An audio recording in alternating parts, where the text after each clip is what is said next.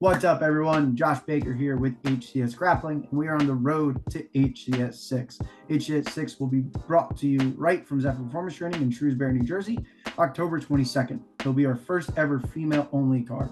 We got 17 awesome matches from girls all over the East Coast. High-level competitors from white belts all the way to black. And there's no other competitor that I'm super excited to get on the card than our guest today, Laura Kent. Thank you for joining us today. Thanks for having me. Of course. So, I mean, you are a staple on the local scene. There's not a tournament I haven't gone to that your name hasn't come across. So I'm super excited to get you on this card. You got a nice, tough matchup coming against Lydia, a fresh black belt. So how's preparation going? Where's your mindset? How you feeling? Excitement? Where's yours?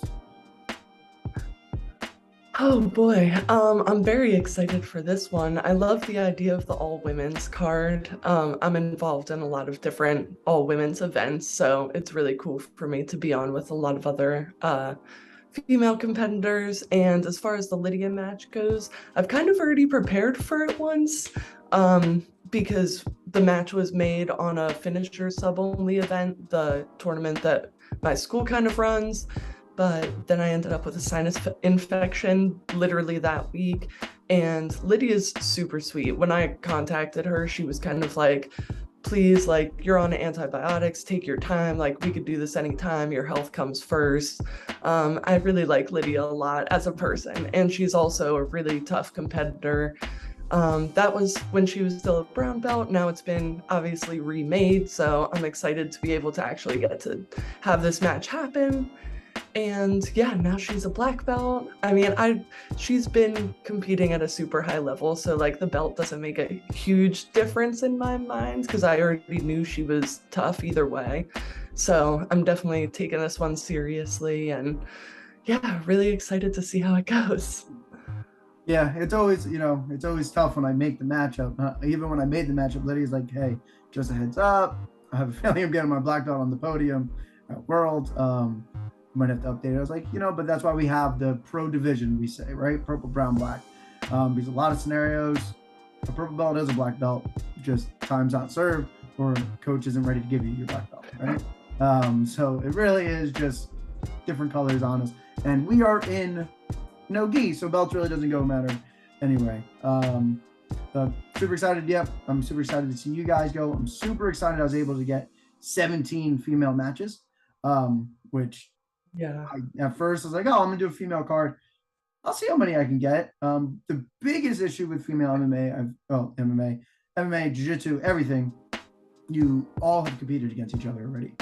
And every time I send out a matchup, oh, I already went here, already here. Well, we've had 8 matches. I'm like, okay, hold on, let me see what else I can do. Which there's only a couple rematches throughout the card, which is a positive note. So I'm super excited to see that. So yeah, I see you're active on everything. Yeah, and Finishers is a great show. You guys keep on giving out great show after great show after great show, and hell of competitors. I love having the right down the road. It's a little too 2 hours away, but you guys keep on coming on our cards. What else do you have in the works this year? What have you done this year? What's your plans for 2023? Seeing that we're at the end of the year already, what can we look forward to? Oh boy. Well, I just not that long ago was out in Vegas and decided to compete in the ADCC Open, so that was really fun. I had like 3 matches there. I got a good sub in and then lost a couple, but it was nice to get 3 matches in one day because, like you said, there's not a lot of people, especially for me. I'm like really heavy for women as far as women are concerned, so it's hard to get a lot of matches. There's a much smaller competitor pool when you start getting into like more experience and heavier weights. So that was fun. What did I do before that? I had Rise Invitational. I did like a random Naga Wildwood. And those have been my 3 competitions back, actually. I just got done with massage school. For the past year, I've been on top of my full-time job going at night, like 2 nights a week to massage school. And I actually just got my license number yesterday, so I'm really excited about that. But like basically the first 6 months or so of this year, I didn't really compete, which is unusual for me. So like then July, August, and September, now I've done one each month. And then obviously this one will be October. Um, yeah, I was hoping that I had another thing lined up for November, but I'm not super sure about that. So we'll kind of see what develops for the rest of the year. But then next year, especially, I really want to get back into like competing more frequently since I feel like I lost kind of half of this year when I was focusing on the whole career business thing, going to school. But now I'm jumping back into things. So Life gets in the way. But you're right back at it, if you're looking for a match in December, we can talk. We got our end of the year show, which is gonna be a big one. So ADCC, I mean, obviously everyone saw the show. You got to witness this. What was that experience? Because from TV, it looked amazing, and it's great that jiu-jitsu is getting there. And all of us, the small promotions want to obviously get to where they are at. But that is the pinnacle of where you want to be, right? If you get on a jiu-jitsu mat, especially no gi, you want to get to ADCC. So what was the atmosphere like? I mean, everyone saw the brawl that happened during the open, the craziest thing I've ever seen in my life. Tom Selmier sent it to me. I was like, dude, what is going on? But what was your experiences? Best match you saw or anything? Can you tell us about it? Oh, geez.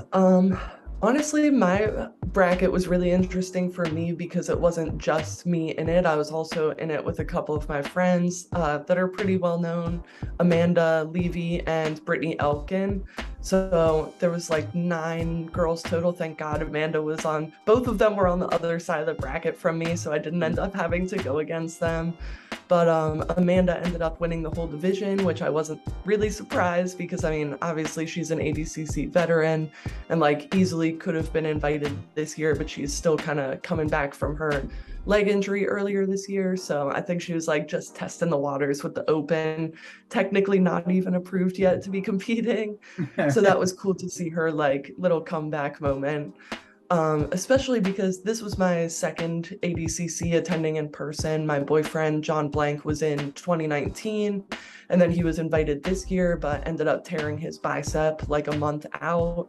So he had to pull out, obviously. He got surgery and everything, and recently just got out of his little metal brace thing. So it was kind of like bittersweet because we were there anyway, but like obviously he wished he could have competed, but it was still just really inspiring. And hearing all the stories from like the ADCC Hall of Famers was really cool too, because they kind of told their stories of like, a lot of them were really about perseverance. Like, oh, I lost to this person and then I lost to this person the next year, and then I keep coming back and like finally you beat that person that you've been losing to the whole time, similar to like Fionn and Bia Mesquita, where like now she's beat Bia twice.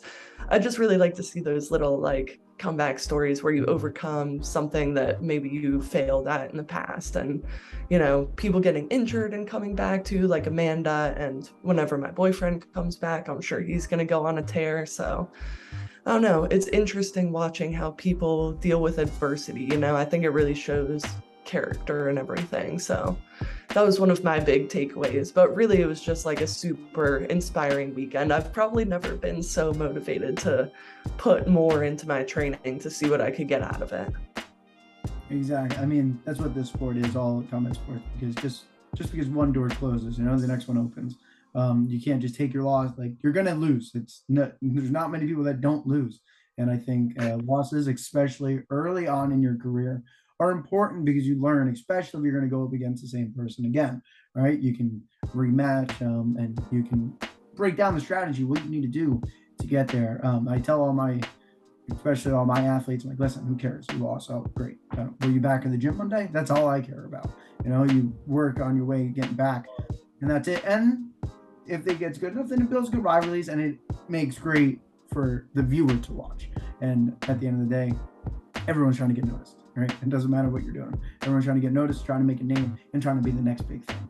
And that's what we're hoping that platforms like us and everyone else is giving everybody opportunities to succeed and grow the sport of jiu-jitsu, because that's the biggest thing, right? You guys put all the hard work in. You deserve all the attention. And I'm hoping on October 22nd, you guys are going to be putting out. We're going to give as much as we can, and just try to keep on getting better and better. So let's just get right to it before we get out of here. How do you see the matchup going? Strength, well, obviously don't give out your full game plan of what's going on, but how do you see the match going on October 22nd with Lydia? Oh boy, I don't know. It's really hard to predict. She's got a really good top pressure passing game. I could easily end up getting crushed to death on the bottom, but I'm hoping that I will be able to pull off some cool stuff. You know, I've got a pretty decent guard. Maybe I'll even try and get on top for once. I think we have definitely a very different game, so it'll be a battle of the two, you know, top player versus guard player, I think. That's how I see it playing out.